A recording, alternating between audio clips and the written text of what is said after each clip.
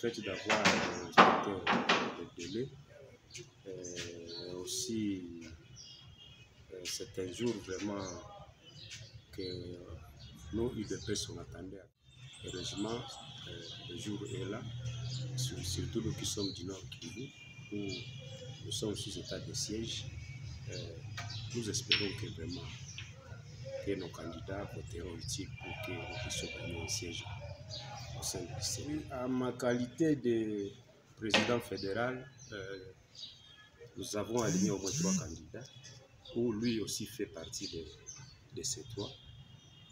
Qu'il soit aussi le bienvenu, qu'il travaille au même titre que les autres pour que soit nous puissions gagner tous les 3 sièges, ou soit même un siège pour que nous puissions tout simplement être représentés. Parce que nous, de la Fédération rurale, nous avons aligné ces 3 candidats parce que il y a Jérôme Lusenge, qui est du territoire de Lubero. Nous avons aussi Zinga Désiré Birianze, qui est du territoire de Rutshuru. Le conseiller principal de Maître Jacques Chabani Luko, qui est aussi du territoire de Massissi. Sans ces qualités, bon, premièrement, c'est un haut cadre du parti de l'UDPS au niveau national parce qu'il a été secrétaire général, secrétaire national, et aujourd'hui il occupe le poste de président de la commission électorale du parti, où ils viennent d'organiser au moins 2 élections du président de la République, l'élection de 2018 et celle de 2023 où le chef de l'État a été élu massivement.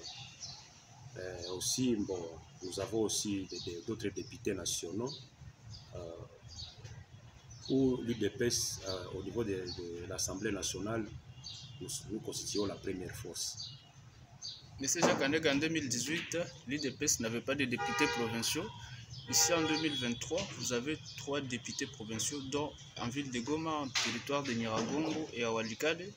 Nous avons vu au Sud Kivu, vous avez 12 candidats, mais vous avez un seul candidat qui est passé, mais après recours, il a perdu ses sièges. Quel message vous lancez aux députés provinciaux de l'UDPS et ceux de l'Union sacrée?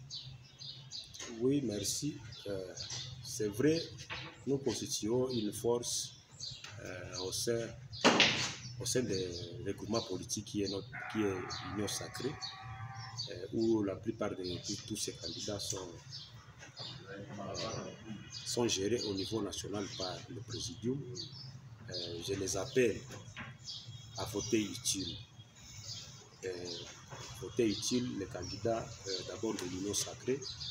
En d'autres, pour ceux de l'UDPS, ils doivent tout simplement voter parce que, tel que je vous ai dit, moi je représente ici l'UDPS, où j'appelle ces députés de l'UDPS de voter les candidats de l'UDPS.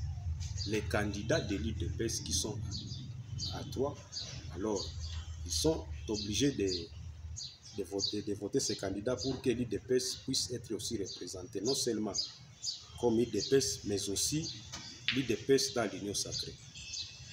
Et vous croyez que la fameuse scène du Sud Kivu, où on a vu un candidat qui a 4 députés recevoir 11, l'UDPS 6, alors que 12 députés? Bon, en tant que vice-président fédéral de l'UDPS, je les appelle d'abord à l'ordre. Parce que c'est une situation qu'on a vécue même en 2018, au niveau de Kinshasa, où les combattants s'étaient chargés de ces députés provinciaux qui avaient fait des bavures au sein de l'Assemblée provinciale de Kinshasa. Alors, ils doivent être conséquents aussi pour que cette situation ne revienne pas ici au Nord Kivu.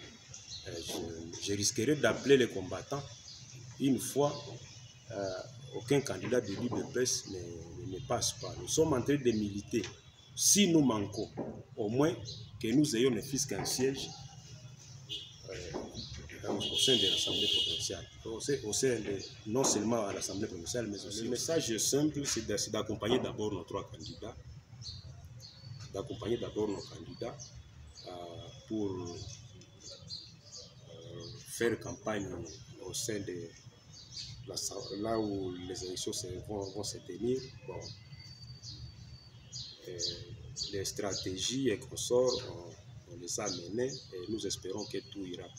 Alors les combattants sont obligés d'être là et je lance ce message afin que même ceux de la Fédération de Goma, de la Fédération rurale du Nord Kivu et ceux-là qui sont de Butembo doivent accompagner de près ou de loin le candidat qui sera élu sénateur.